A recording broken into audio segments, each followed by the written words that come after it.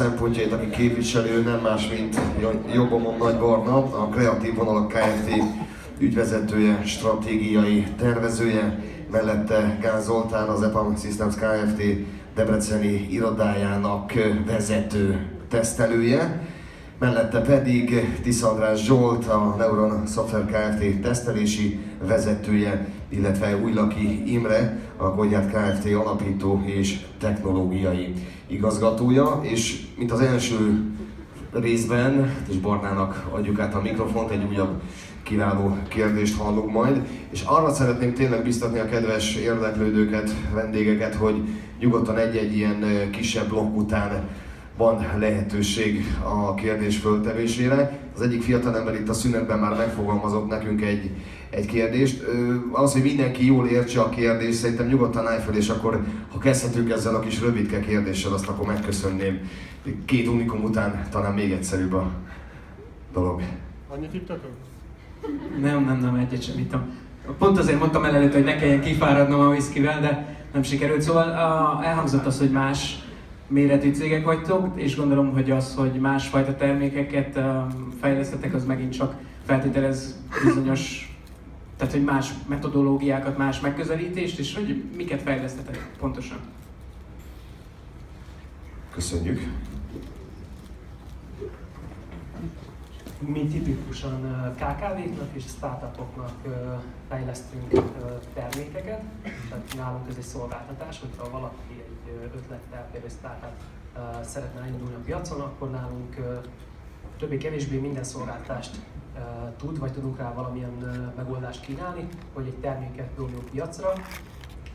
Részletesebben, valószínűleg nem rám vagy kíváncsi. Én pont tudom, úgy általában mindenkinek, de szerintem egy kontextus.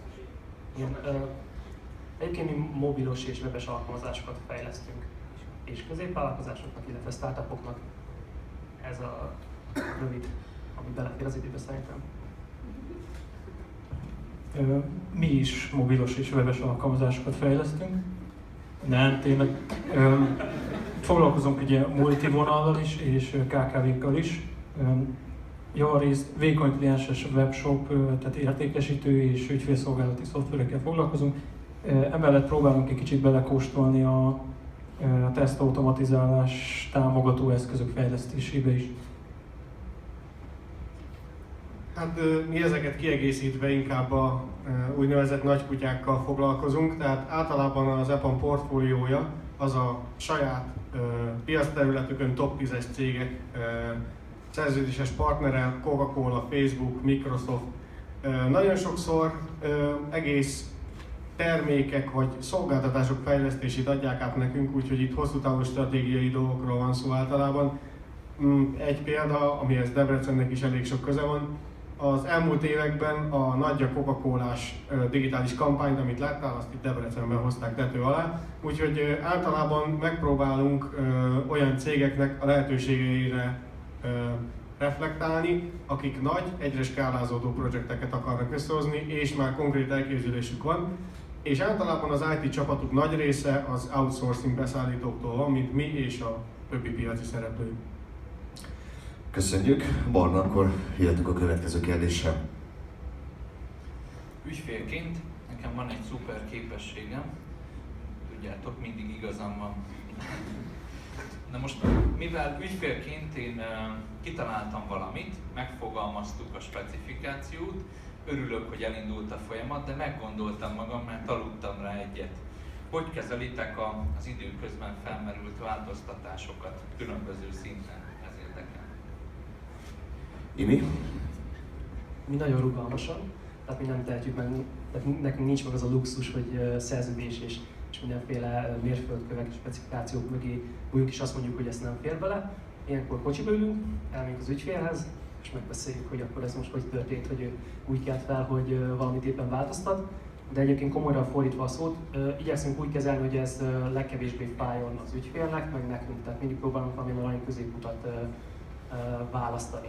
Például, hogyha az ügyfél felkel és azt mondja, hogy most nem tudom, haladtunk kelet felé, és akkor most ő elfordul északra, akkor elkezdünk vele beszélgetni, és észérvekkel megpróbáljuk meggyőzni, hogyha mi úgy gondoljuk, hogy ez tényleg csak egy olyan, hogy most ballábbal kelt fel, és ő így gondolta, akkor lebeszéljük róla, és nem lebeszéljük, megértetjük vele, hogy ez a projektnek nem tesz jót. Hogyha van valami, mert egyébként szokott olyan lenni, hogy valaki felkel és egy jó ötlettel kell fel az ágyból, akkor megpróbáljuk valahogy a projektet az irányba terelni, hogy ez beleférjen. Tehát nálunk ez teljesen ad hoc jelleggel alakul. Az ügyfélnek mindig igaza van, kb. Így. Egy nagyon fontos kérdés merül fel itt általában, hogy mikor. Tehát mikor történik ez a megváltozott igénynek a felmérése, de tényleg próbáljunk a KH-tól menni. Ugye például a vízeséses modellek esetén akár egy év is eltelhet attól függetlenül, hogy ugye megalakult az igény, fejlesztés, tesztelés, átadás, majd pedig tényleg az átvételi tesztnél derül ki az, hogy hát én bizony nem ilyen lovat akartam, és ugye ebből adódnak a problémák. Ugye nyilván ezt a merev folyamatot próbálja feloldani az agilis módszer világa. És visszatérve erre a mikor kérdésre, ugye ez nagyon fontos, hogy ugye az elején függetlenül attól, hogy mekkora méretű szervezetről van szó, ugye nyilván rugalmasabb egy kicsit az ember, ugye látja, hogy mondjuk egy hónapos projekt esetén, hogyha az elején vannak ilyen kis igénybeli változások, még talán beleférhetnek, de például tényleg, ha konkrétan mondjuk egy agilis módszertart nézünk, akkor ugye egy sprint közbeni változásnak nagyon-nagyon-nagyon fontosnak kell lennie, hogy tényleg ezt valamilyen formális módon tudjuk kezelni, egyébként pedig elvetjük, bármennyire fontos is ez. Ugyanakkor tényleg, hogyha a végén jelenik meg, egy projektnek a végén ez a változtatás, ez akár okozhat élesítésbeli csúszásokat, ezáltal reputáció csökkenés, stb. De ugye, ahogy Imi is mondta, meg ugye, ahogy te is mondtad, ügyfélnek mindig igaza van, és mindenképpen az a cél, hogy ne adjunk át olyan szoftvert, ami neki bármilyen üzletbeli veszteséget okoz. Ugye nyilván ezeket hát le kell nyelnünk, és el kell végeznünk a szükséges dolgokat, és nem mindig egyszerű a eleve elfogadott specifikációk mögé bújni. Ugye van az a nyomás, aminek eleget kell tenni. Zoli, az EPAM-nál előfordult már olyan, hogy valamelyik kollégád fogta a fejét egy megváltozott ügyféligény miatt? Természetesen nem. 10 évre előre tudjuk, mit csinálunk, mindenki nyugodt. Hát gyakorlatilag csak ilyen emberekkel van tele az irodánk. A változás folyamatos, tehát az egyetlen állandó dolog az maga a változás. Itt csak hogy hozzak olyan példát, ami releváns lehet. Például ez ilyen több évig menő projektek, amik sok projektet felelnek, ezeket mi már programnak hívjuk, és ugye kicsit más módon állunk hozzá, és a kliens is. Előfordulhat, hogy például erős szociális integrációt igényel ez a termék, mert Facebook, Google, más egyéb felhasználókat, Twitter felhasználókat akar megszólítani, és például előfordulhat, hogy elkezdjük a projektet, és egy év múlva a világ előjön valamivel, mint mondjuk az Ello volt, amiről sokáig cikkeztek, hogy na, akkor mindenkinek integrálódni kell vele, mert ez lenyomja a Facebookot. Na kiderült, hogy nem nyomta le, de rengeteg projektnek el kellett indulni az integráció irányába, SSO, autentikáció, rengeteg dolog. Tehát itt igazából az üzenet az egészből, hogy bármilyen változást tudni kell bármekkora méretű szervezetnek, viszont legyen kialakult befogadási folyamat erre a változásra. És itt azon nem azt értem, hogy legyen egy olyan ember, aki mondhatja azt, hogy nem, hanem legyen olyan ember, aki végigköveti, hogy milyen hatása lesz ennek a végtermékre, a folyamatra, a csapatra, és ezt kommunikálja az ügyfél felé. Mert tényleg bármilyen változás lehet, de előfordulhat, hogy az a változás, amennyivel több bevételt hoz, vagy ami változást indukál, annál sokkal többet vesztünk el más frontokon. Tehát mondjuk annyira megváltoztatjuk a saját architektúránkat, hogy 5-6 másik projektre, modulra, szerverre kellene vele hatnunk, és ott egyszerűen hatástanulmányt kell végezni a kliens oldalon is, nekünk pedig technikai felmérést a mi oldalunkon, úgyhogy mindenképpen kell, hogy legyen már az elején egy ötletünk, hogy hogyan fogjuk ezt kezelni, és egy folyamatleírásunk ehhez is. Az ügyfélbarlang ki lett elégítve a válaszokban? Itt most Zolinál elgondolkodtam azon, hogy elmondom, hogy módosítani szeretnék valamit, hát egy hatástanulmányt kell írni, hogy hogyan változik ez a csapat élete ezáltal, akkor elgondolkodok rajta, hogy akarom-e. Annyit hozzátennék még, hogy nálunk nagyon sokszor van az, hogy a változás az tőlünk jön. Tehát amikor elkezdünk dolgozni egy projekten, és nyilván egy ideális világban már látjuk azt, hogy milyen problémákba fog ütközni, de nagyon sokszor előfordul az, hogy nem látunk olyan problémákat a projekt elején, amikor specifikálunk, amik ugye jönnek útközben. És például lehet az, hogy egy tesztelés terv írása közben, amikor gondolkozunk, hogy hogyan borítjuk meg a rendszert, vagy stb., amikor egy kicsit más sapkát veszünk fel, akkor jön elő egy olyan probléma, ami miatt változtatni kell az egész rendszer. Lehet, hogy ez csak egy platform, ugye nálunk mobilfejlesztés van. Tehát nagyon sok különbség vannak a különböző platformokon, és ezt, ha egyszerre egy ültőhelyünkben ki tudnánk találni, akkor szerintem már nem itt ülnék, de ez még nem így van, úgyhogy a változás az jó, a változtatás jó, csak helyén kell kezelni. Ez egy nagyon érdekes dolog, amit mondtál, és hogy kezelitek azt, hogyha ez plusz munkával és költségekkel jár. Menet közben rájöttük, hogy máshogy kellene csinálni, mint ahogy megállapottatok, de ez plusz költséggel jár. Kiszámlázzuk. Valamilyen módon kiszámlázzuk. Nem. Nyilván itt kell a partner, az ügyfél, hogy belássa, hogy ez igazából attól, hogy nem tudom, közben kijött egy új verzió, egy új iOS 10-es verzió, és az most borított valamit, az nem a mi hibánk, nem az ő hibája, viszont az egy olyan munka, amit el kell végezni. Tehát attól mi még ugyanúgy dolgozunk, tehát még ugyanúgy tesztelünk, nekünk ugyanúgy idő, erőforrás, pénz. És ezt általában beszokták látni, kicsit többet kell róla beszélni, mint 2 perc, de olyan ügyfelekkel dolgozunk, akik képesek ezt felfogni. Jó kérdés. Nos, még mielőtt a következő kérdésre rátérnénk, megkérdezem, hogy az úr szeretnék kérdést föltenni, legyen szíves, fáradjon a mikrofonhoz, köszönjük. Azt szeretném megkérdezni, hogy ez az ügyfél-cég kapcsolat, ez mennyire hasonlít a házassághoz? Tudnélik, Kiterjeszthet az azonos neműeket is belőle. egy rendes házasságban nekem akkor lehet igazam, ha pontosan azt akarom, mint amit a párom. Szóval, az a kérdésem, hogy abban, hogy az ügyfél mit akar, abban, hogy mit akar megvalósítani, abban milyen szerepe van a cégeknek, ezen belül pedig, ha tetszik, a tesztelőknek, vagy azok, akik ezt a tervezést végrehajtják. És közben már az előző félidőben is eszembe jutott nekem Steve Jobsnak egy mondásot, láttam az almát az egyik plakáton. Ő azt mondta, hogy hát soha ne konkrét igényekre próbálj meg válaszolni. Mert mire válaszolsz rá, már nem azt akarja az ügyfél. No, ez mennyire valósul meg a tényleges gyakorlatban? Szerintem kezdem én a választ.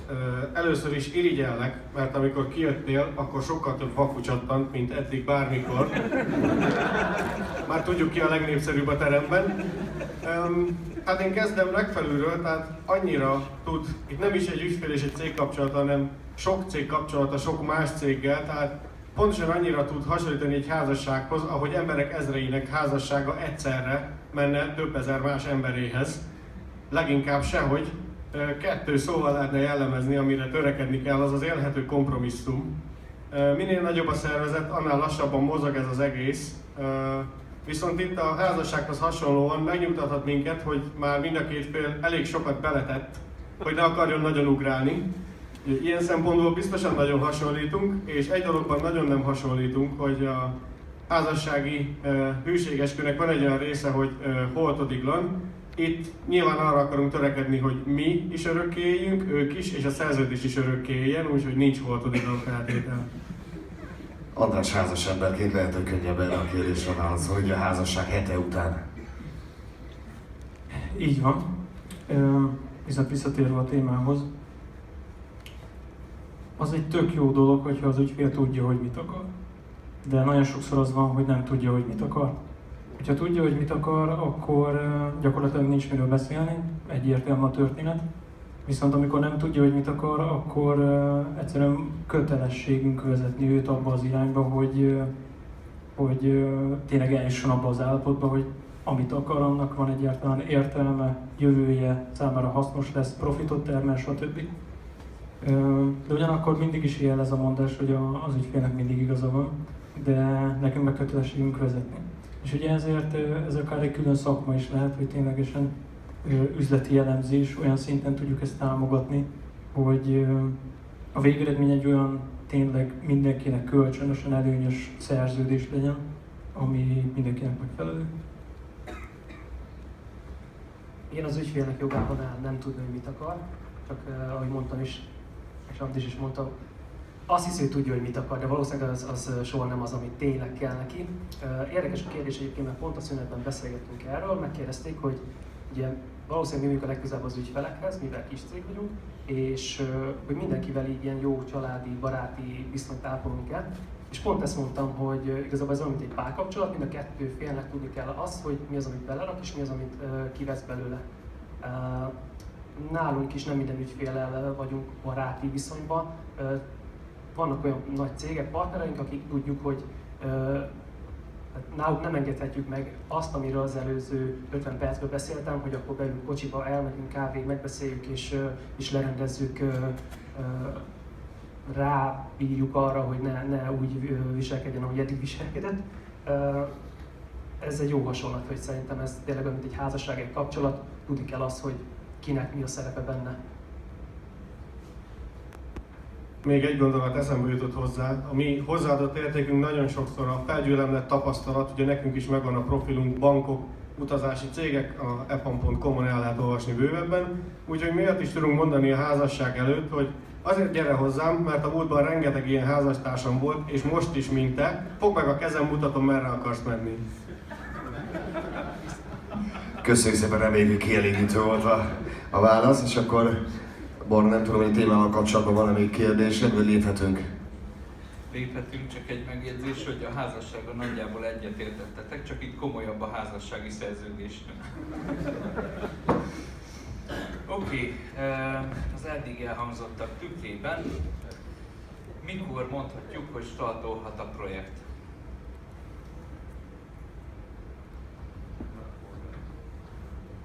Itt bejön még egy fogalom, a belépési feltételnek a fogalma. Nálunk a belépési feltételek gyakorlatilag az ügyfél igénnyel kezdődnek. Nyilván ez egy olyan formálisan megszerkesztett dokumentumról szól, amit ugye az üzleti elemzőink rögtön ízekre szednek, és gyakorlatilag elkészítenek egy olyan használható dokumentumot, ami alapján egyrészt mi tesztelők is tudunk dolgozni, másrészt a fejlesztők is elkezdhetik a munkát. Na most elképzelhető olyan eset is, hogy ugye nem készül ilyen dokumentáció, mert miért ne? Ugye nyilván ez is attól függ, hogy esetleg mennyire van rá idő, mennyire van rá ember, hogy egyáltalán elkészítsen egy ilyen dokumentációt. Ilyen esetben gyakorlatilag akár párhuzamosan is zajlik ez az esemény, hogy fejlesztünk, tesztelünk. Ugyanakkor ilyenkor fontos a tesztelőnek azt észrevenni, hogy neki kell készíteni gyakorlatilag egy felhasználó kézikönyvet, ami az ügyfél számára gyakorlatilag egy kapaszkodót jelent majd a jövőben. Szerencsére nem sok ilyen projekt van, de mindenképpen szükséges ezen tapasztalatok felhasználása ahhoz, hogy egyáltalán ezek a projektek a jövőben életképesek maradjanak. Tehát dokumentáció nélkül nehéz elképzelni egy projektet. Mi ebben egyre jobbak vagyunk az idő múltával, tehát az elején azért mi képesek voltunk beleugrani egy projektbe úgy, hogy ilyen gentleman agreement-tel. Most már azért úgy működik, hogy bárkivel leülünk, akinek van egy jó ötlete, és elkezdünk rajta dolgozni. Ugye átbeszéljük azt, hogy tényleg mi a víziója, segítünk neki abban, hogy tényleg rájön arra, hogy hogyan lesz ebből pénz. Mert ugye, hogyha nem lesz belőle pénz, akkor nekünk sem lesz belőle pénzünk, tehát ott nem kell fejlesztés. A belépési pont az ott van, amikor ez akár a harmadik-negyedik alkalom után azt mondjuk, hogy oké, tehát ez a vízió már elég ahhoz, hogy készítsünk egy specifikációt. Ez a specifikáció már elegendő arra, hogy tényleg egy fejlesztővel leül, akkor az esetek 80-90%-ában kérdés nélkül meg tudja oldani ezt a feladatot. És kb. Itt van, tehát a specifikáció elkészítése. És a specifikációt akkor csináljuk meg, amikor már tényleg azt látjuk, hogy ez egy kész érett ötlet arra, hogy termék legyen belőle. Köszönjük, Zoli. Ha hallgattam a fiúkat, az a kérdés fogalmazott meg egyébként bennem, hogy manapság 16-ban, 17-ben óvatosabbak vagytok talán egy ilyen projektindítással kapcsolatban, mint mondjuk 5 vagy 10 évvel ezelőtt? Pontosan itt talán a kicsit jobban megváltozó ügyfél igényekkel párhuzamosan? Igen, azt kell mondjam, hogy igen. Hát meg lehet nézni a számainkat, elég inflációs szakaszban vagyunk most az elmúlt pár évben. Ezáltal nőnek a lehetőségeink, viszont nőnek az igényeink is. Tehát mondjuk korábban egy 200 fős projektnek a lehetősége az nagyobb rugalmasságot feltételezett tőlünk. Most már pedig gyakrabban van az, hogy nincsen elég csapatunk, nincsen elég emberünk egy adott feladat elvégzésére, és akkor úgymond mi válogathatunk, ami általában csúsztatott startot vagy skálázott startot jelent, de azt jelenti, hogy nekünk is több elvárásunk lehet, tehát ahogy nő a nevünk, most már mindenki tudja, hogy milyen minőségű ötletekkel érdemes hozzánk jönnie. Tehát nem tudunk úgy elkezdeni, mint ahogy mondjuk Imiéknél, hogy már az első héten valamit közösen csinálunk, valamit mutatunk. Itt van, amikor már a tárgyalások 6-9 hónapig elhúzódnak. Tehát ez csak, hogy az előző hasonlathoz éljek, már az első randi után odaadunk egy nagyon-nagyon hosszú listát, hogy legközelebbre mit hoz, mi legyen rajta. Nagyon sokszor, tehát ahogy egyre nagyobb és egyre tapasztaltabbak a kliensek is, mert egyébként ez a trend megfigyelhető a világban, nem csak az outsourcing, hanem bármiféle más bérfejlesztési típusú megállapodásban, hogy már általában nem először kérnek ilyet az ügyfelek, van valami tapasztalat, vagy velünk, vagy mással. Úgyhogy én azt mondom, hogy ők is megszokták, tehát a legtipikusabb kérdés, mondjuk rájönnek, hogy valamiük hiányzik, amit a konkurencia 4 éve fejleszt, és most nagyon gyorsan be kell hozni. Különben kiesnek a piacról, és akkor oda jönnek sok zsák pénzzel, holnaptól 200 ember kell, aki ezen fog dolgozni. Most mondhatnánk, hogy akkor jó, addig az első zsák pénzt, ezen a héten itt fog ülni 200 ember, de egyrészt nem lenne elég csocsavasztalunk, hogy szórakoztassuk őket, részletes követelmény dokumentáció nélkül, másrészt nem tudnánk azt sem mondani, hogy mikorra mit ígérünk, mi az első mérföldkő. Úgyhogy itt akkor nagyon pontosan a projektnek a felskálázását, a különböző mérföldkövek és a mérföldkövek nagyságrendjének a növekedését kell csinálni, mert sajnos egyre több olyan kliens is van, aki azt mondja, hogy te segít egy zsák pénzt, csináljuk. Mondjuk, hogy nem adjál még egy csomó dolgot, azt mondja, de nekem nincsen senior üzleti elemzőm, nekem nincsen ilyenem meg olyanom, akkor a mi válaszunk az, hogy nekünk van, hoz még egy zsákkal. Tehát ki tudjuk pótolni rugalmasan, amilyen nincsen az ügyfélnek, de ez nem jelenti azt, hogy tudunk csodát tenni, ezért nekünk is egy mondatnál többre van szükség, hogy egyáltalán elkezdjük a munkát.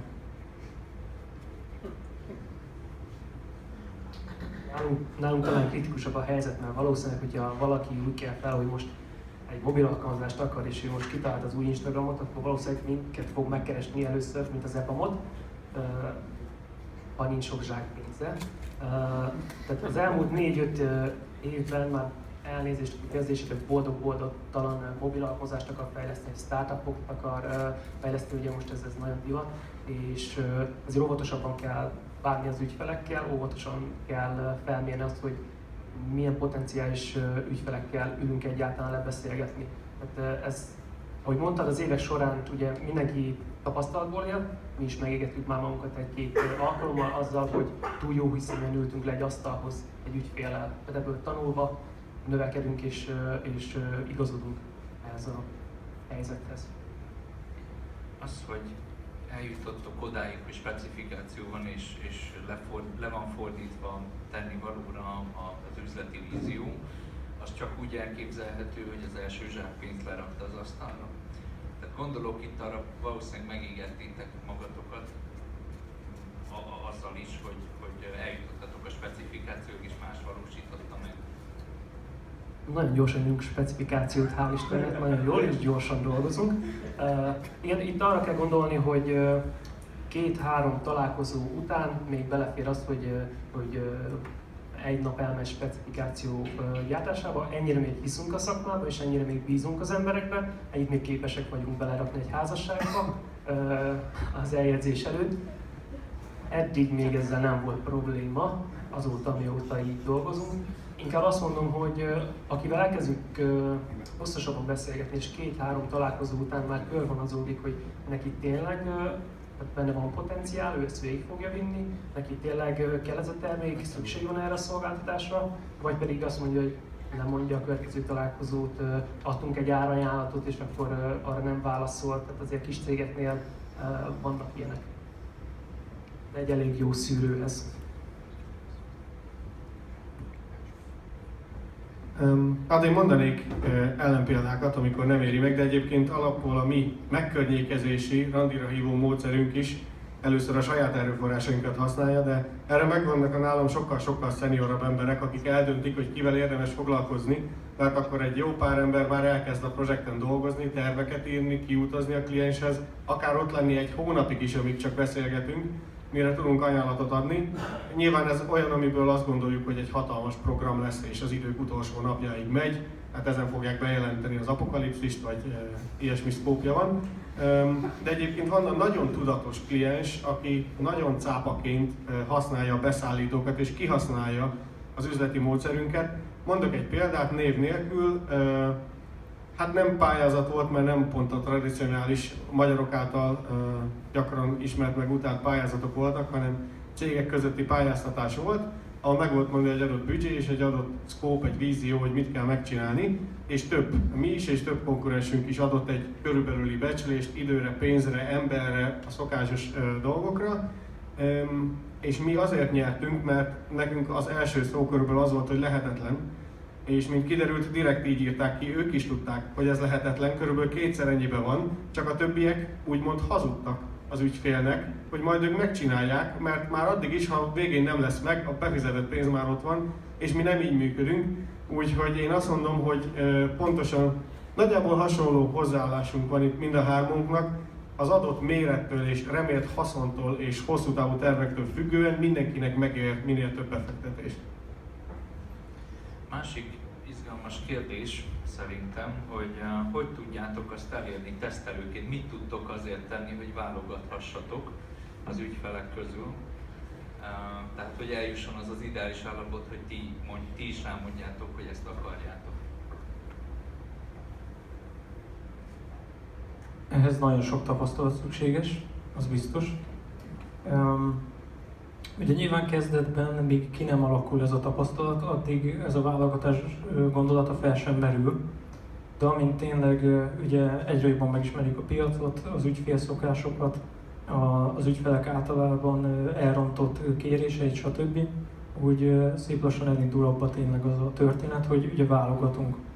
Tehát muszáj a legelején azt valamilyen formában leütni, hogy érdemes-e foglalkozni, vagy nem.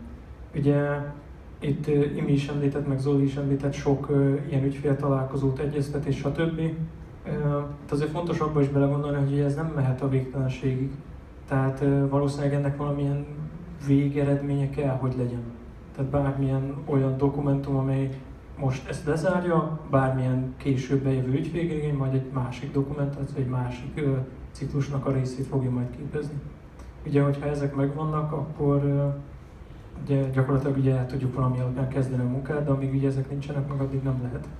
És ugye nagyon sok ügyfélnél erre a pontra nehéz eljutni. Egyrészt, mert nem éppen érett erre, hogy eljusson erre a pontra, másrészt egyéb oldalakon kell fejlesztenie, akár HR, akár gondolatszinten.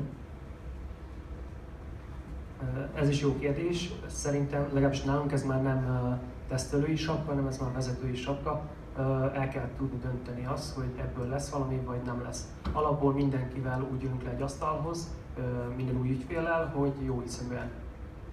Utána pedig lehet ezt érezni az első 2-3 megégetés után, hogy tényleg melyik az az ügyfél, aki maradni fog, és hosszú távon fog maradni, mert már ezeket is ki lehet szűrni, hogy ki az, aki hogy annyit szeretne belerakni ebbe a kapcsolatba, hogy ez kész legyen, pályázat, stb. Utána csókolom, hanem ki az, aki itt fog maradni, és visszahozza a pénzt, visszahozza a munkát, és folyamatos erőforrást kér. Erre is vannak módszerek, hogy ezt fel lehet mérni. Az EPAM-nál van egy külön stáb arra, aki már belelát az ügyfelek lelkébe? Átvilágítja őket? Igazából mindannyian egy kicsit pszichológusok vagyunk, akik az outsourcingban dolgozunk, és hát nem mondom, melyik szakmához hasonlítunk, de ugye napról napra boldogá akarjuk tenni az ügyfelet. Inkább azt mondom, hogy nagyon sokszor, tehát van egy olyan része a folyamatnak, amikor az eladással foglalkozó emberek mérik fel, és itt válaszolva a kérdésedre, egy sokféle projektet látott tesztelő kincset ér. megnézi az első vision-t, megnézi az első scope-ot, megnézi az első dokumentumot, amik elkészültek, és mondjuk lát egy ilyen ártatlan mondatot, hogy és a content több nyelven elérhető. És már behúzza a féket, hogy milyen content a userek által hozzáadott, ami jön, ami közben jön, azzal mi lesz. Meg ha ez egy globális dolog, mi van a jobbról balra, lentről felfelé menő különböző nyelvekkel, milyen nyelven lesz megjelenítve az a content, ami nem jobbról balra átlósan megy, és rengeteg ilyen kérdést feltesz, mert már látott ilyet, és közülünk is, a szeniorok, nálam is van sokkal-sokkal szeniorabb, aki már 1000 ilyen buktatót látott, nagyon sok falnak neki szaladt, és nagyon nagy ostobaság lenne, de a döntéshozóink sosem hagyják ki ezeket az embereket, akik egy-egy fél mondatból, ami egy fél éves pluszperót eredményez, már fel tudják mind a két felet készíteni, hogy ezt kezelnünk kell, ha tényleg ilyet akarsz, mert ez ezt jelenti a valóságban. Köszönjük szépen! A kérdéssel kapcsolatban van-e valakinek még kérdése? Kedves vendégek közül. Ha nincs, akkor azt gondolom, hogy rátérhetünk az utolsó kérdésünkre.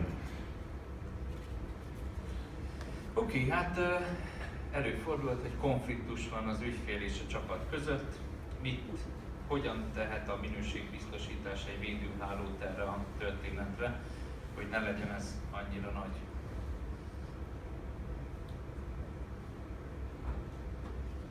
András válaszol először.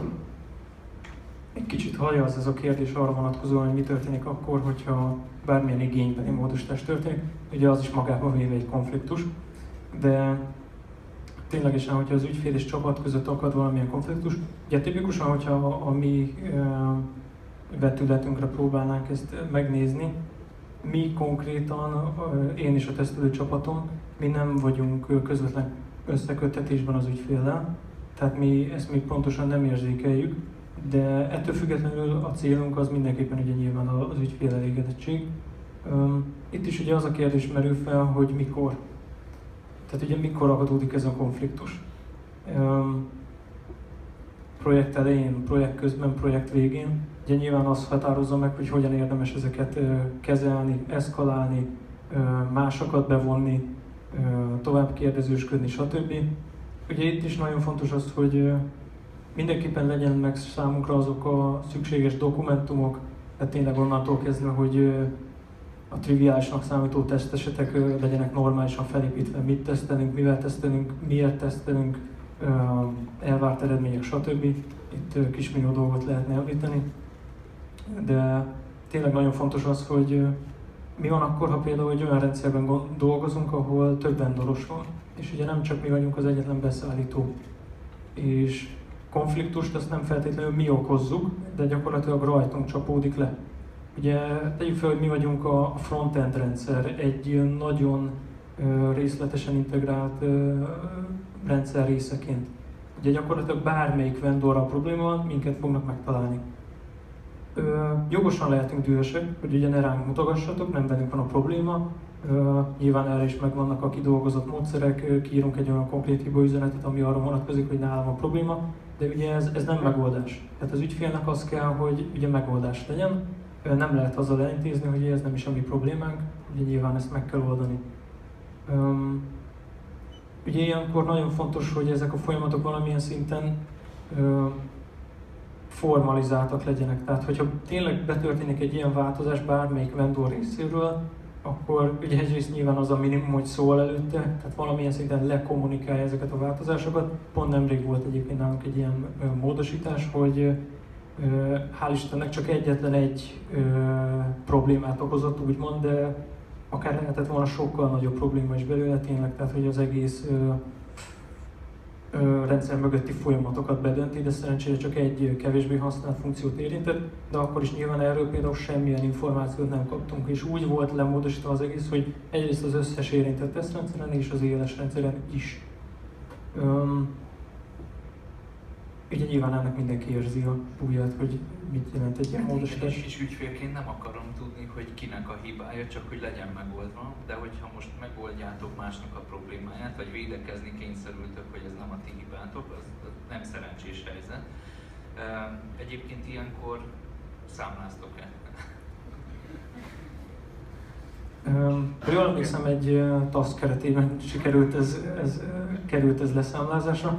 Ugye nyilván ez, tehát tényleg hangsúlyozom, hogy ez nagyon egy kismértékű problémáról volt szó, de tényleg csak... Most feltételezzük, hogy egy nagyobb jellegű probléma, ami nem a ti hibátok, viszont felmerült, és vagy védekeznetek kell, vagy valamit kezdeni a helyzettel, akkor mi a jó eljárás? Hát erre nálunk kialakult gyakorlat van, úgyhogy a tapasztalat szemszögéből tudok beszélni. Mindig felmérjük a környezetünket, kivel kell együttműködnünk, és felmérjük, hogy mennyi erőforrás nekünk annak a biztosítása, hogy ez sikerül. Nagyon sokszor külön kis szerződéseket kell kötni a többi beszállítóval az ő rendelkezésre állásukról. Akkor pedig nekünk csinálni kell mondjuk egy saját monitoring rendszert, ami a közös megbízónknak azonnal jelzi, hogy hopp, ők nem mennek, mi nem tudunk haladni, ennyivel csúszik minden. Tehát itt minél formálisabb a dolog, az elején feleslegesnek tűnhet, nagyon sokszor nem is érti az ügyfél, hogy ezek miért fontosak, amikor először kiderül, hogy baj van. De egyébként ebben nagyon jók vagyunk, mert az együttműködés, tehát nagyon sokszor kell együttműködnünk, nagyon ritkán vagyunk egyetlen beszállító a nagyoknak, méghozzá ők is azért óvatosak, hogyha bármelyik láb kiesik, a többi át tudja venni, plusz az egészséges meg az egészségtelen versenyeztetés nekik többféle előnnyel is járhat.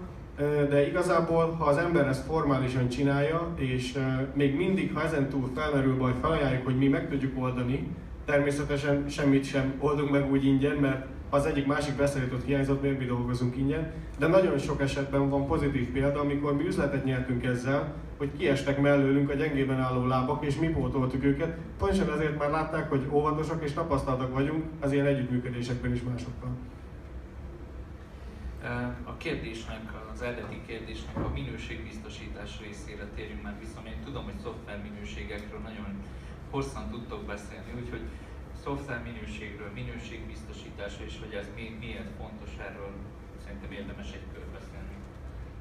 Gyorsan kezdem én, akkor aztán passzolom tovább a mikrofont. Ennek kialakult módszertana van, sokféle, attól függően, hogy milyen projekt metodológiában egyezünk meg, hogy hogyan fogunk haladni. Definition of ready, definition of done, rengeteg ilyen definition of valami van, amikor mind a két fél kölcsönösen egy listát ad a másiknak, hogy akkor fogadunk be tőled egy követelményt, ha megfelel ennek, benne van ez, meg ez, és mi megmondtuk rá, hogy mennyi idő, te elfogadtad, amit mi mondtunk, mindenki boldog, akkor tudunk vele dolgozni, és akkor általában nincs is meglepetés, mert az ő részéről is minden világos, és a mi részünkről is minden szakembernek a véleménye benne van, tehát olyan nincsen, hogy valahol ül egy Miguel, aki azt mondta, hogy ez 3 nap, és mire én megkapom, kiderül, hogy 10, tehát megpróbálunk elébe menni a dolgoknak, úgyhogy általában a becslést az adja, aki vagy akinek a csapata megcsinálja, és visszafelé, hogy ne csak az legyen, hogy mi követelőzünk, a definition of done, pedig megmondjuk, hogy mi mit adunk át, mi mikor tekintjük késznek, ő hogyan ellenőrizheti. Ebben benne van a funkcionális és nem funkcionális minőség, sok esetben a teljesítmény, a terhelhetőség és minden más, mert megmondjuk, hogy miket vállalunk, mire van ellenőrizve, és onnantól kezdve visszajön, hogy mégsem tudja ennek a kétszeresét, visszamutogatunk az eredeti megegyezésre, hogy mit vállaltunk, ő kérte, a másik pedig, hogy amit teljesítettünk, azt akkor ellenjegyezte ő, mi, a mi részünkről mindenki, akinek kell. Ez rugalmatlanak tűnhet, de ezért csináljuk mindig kicsiben, tehát ez külön követelményenként van megcsinálva mindig, ami nagy plusz munka lehet, de egy idő után nagyon olajozottan megy, mert ő sem jön oda azzal, hogy rakjatok oda egy gombot, még nem tudom hányan nyomják meg, nem tudom hány screen-el lesz ott, nem tudom hány adatbázisba kell replikálni, csak rakjátok fel és majd lesz valahogy, akkor sajnos azt kell mondanunk, amit lehet, hogy itt a mellettem ülő kollégák nem mondanak, de mi már mivel annyi sok mindent boríthat más emberek életében is, mivel azt mondjuk, hogy nem, lépjünk egyet vissza, tervezzük meg jobban. Azért borsozik a hátunk, nem, hogyha ez a minőségbiztosítás szóba kerül? Igen. Igazából a minőségbiztosítás nem azért van, hogy mögé bújjunk és azt mondjuk, hogy oké, mi azt adtuk, amit kértél, és mostuk kezeinket. A minőségbiztosítás nálunk azért van, hogy tisztában legyen mindenki azzal, hogy esetleges probléma adódik a rendszerben, egy másik beszállító vagy fél hibája, vagy bármi más problémából, akkor semmi gond, erre ahogy mondta Barna, az ügyfélnek az a lényeg, hogy megoldjuk a helyzetet, a problémát nem érdekli, hogy melyik vendor, melyik beszállító, melyik alvállalkozó, stb. Neked az a lényeg, hogy egy jó termék legyen. Mi szeretjük azt hinni, hogy mi termékközpontú cég vagyunk, nálunk a terméket még az ügyféltől is meg kell néha védeni. És ez nálunk egy része a minőségbiztosításnak, hogy valamilyen szinten vezetjük az ügyfelet azért, hogy minőségi terméket adjunk a piacra, tehát önmagától védjük meg az ügyfelet, mert ez neki jobb lesz. Ugyanúgy, ahogy Zoli is mondta, ők már nagyon sok projektet láttak, mi annyit nem láttunk még, de már mi is egy ügyfélhez képest nagyon sokat látunk, és ezzel a tapasztalattal próbálunk neki segíteni azzal, hogy minél jobb terméket dobjon piacra.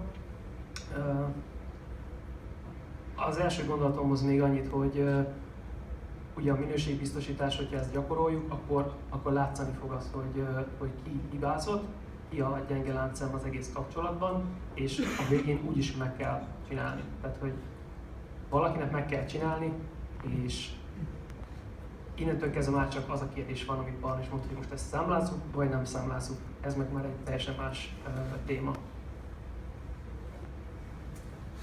Külön felmerül két fogalom, a validáció és a verifikáció.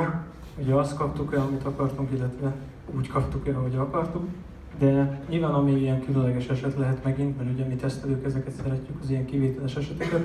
Mi van akkor, hogyha ugye leadtunk egy igényt, elfogadták, majd a fluktuációnak köszönhetően változás történik meg ügyfél oldalon, hogy egyszerűen ránéznek az igényre, és ezt nem kérjük, ezt az igényt. De ugye tegyük fel, hogy ez már le volt fejlesztve, le volt tesztelve, és gyakorlatilag élesítésre várt. De ugye ez már egy másik történet. Nem tudom, Barna, hogy maradt-e még benned kérdés, illetve hát mivel lassan az időnk letelik, kedves vendéghez fordulok, hogy bármelyik témánkkal kapcsolatban fogalmazódott meg bennetek-e kérdés, azt most nyugodtan föltehetitek. Mert ha nem, akkor hát lassan tényleg a vége felé járunk, úgyhogy a mai kis kerekasztal beszélgetésünknek az üzenetét, a konklúzióját azt azért le kellene röviden vonni. Barna? Itt az utolsó gondolatok alapján én azt mondanám, hogy nem kell minden szakmának pszichológusnak lennie, csak ha jól akarják csinálni. Nagyon nehéz ennyi sok témához és ennyi sok változatossághoz, amit előadtunk, végső konklúziót mondani. Én azt mondom, hogy a közös válaszunk, amit itt meg tudtunk mutatni, hogy minden méretre, minden igényre, legyen az jól definiált, vagy egyáltalán nem definiált, vagy akár házassági tanácsadásra is, kicsibe, közepesben és nagyban is van ötlet, és a szakma nem fullad ki, és nincs az, hogy túl későn kezdődik, vagy túl korán van vége, hanem végig tudja követni nem csak a kis projekteket, hanem a kis cégeket, amíg nagyjá válnak, és a projekteket is, amíg lenyomják a Facebookot. Úgyhogy én azt mondom, hogy én elégedett vagyok, hogy nagyon jó moderálást és nagyon jó kérdéseket kaptunk, ami segített nekünk megmutatni azt, amiben a legjobbak vagyunk.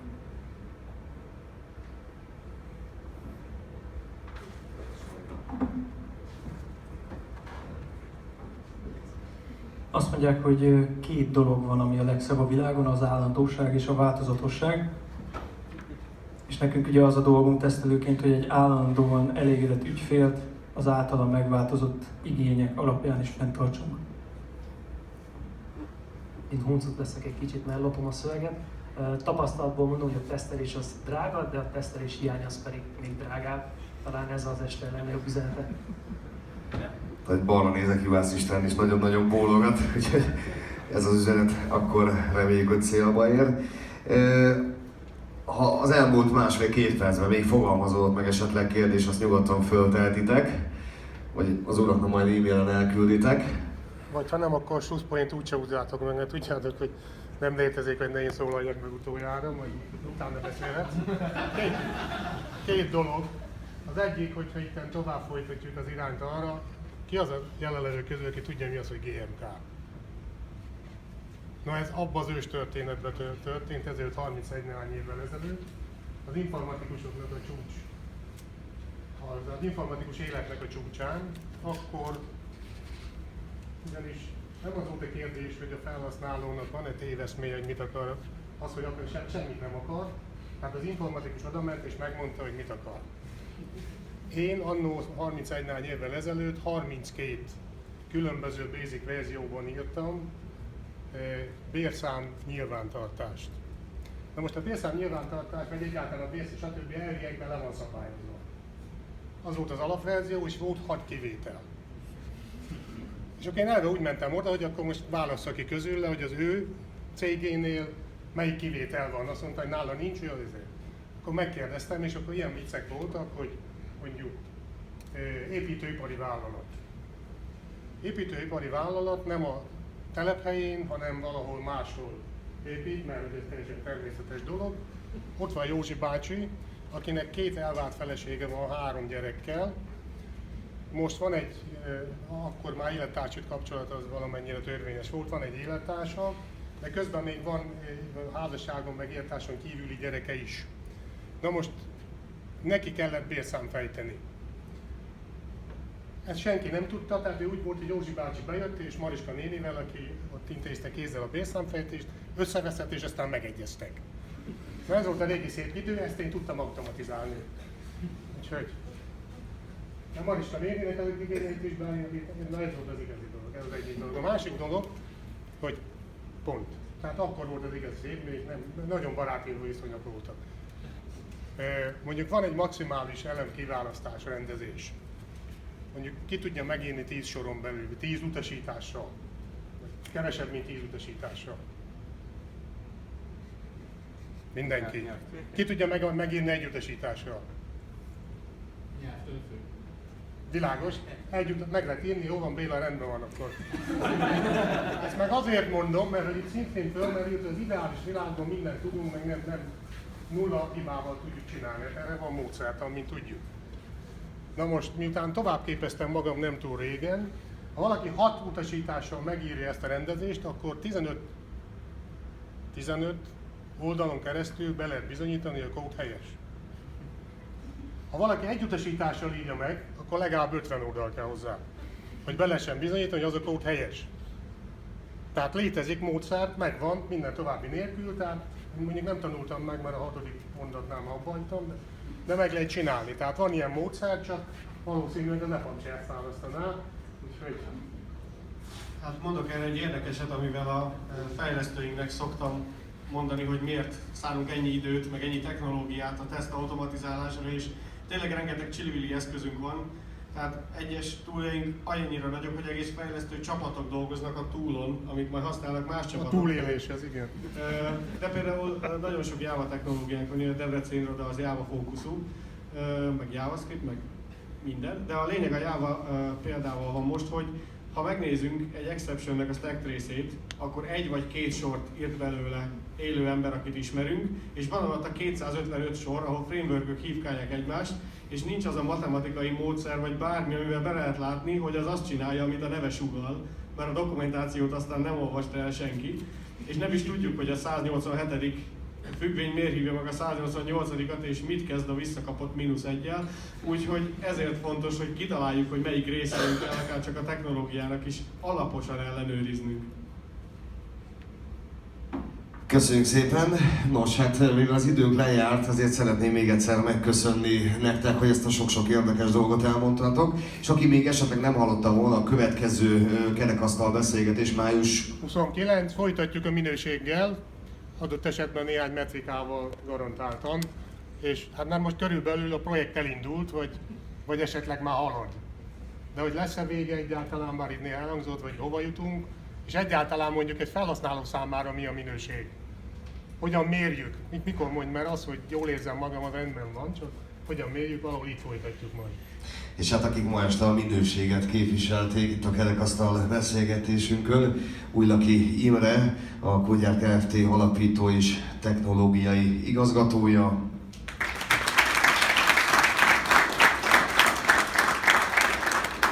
Tisza András Zsolt, a Neuron Software Kft. Tesztelési vezetője,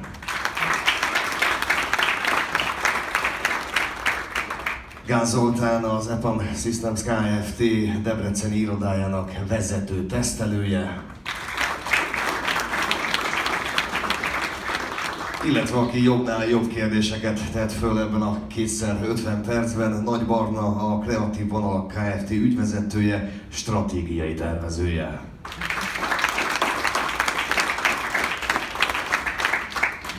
Köszönjük szépen mindenkinek, én pedig Ónagy Ferenc voltam az FM 90 Campus Rádióból, és megmondom őszintén, itt András kérdezte tőlem a szülőből, hogy mennyire érthető, az totál teljesen laikusként, amit itt hallottam. Én mondtam, hogy nulláról szerintem azért egy minimum 30-40%-os szintre legalább már eljutottam, úgyhogy akkor részemről is csak így tovább. Köszönjük szépen, minden jót kívánok, viszontlátásra, szervusztok!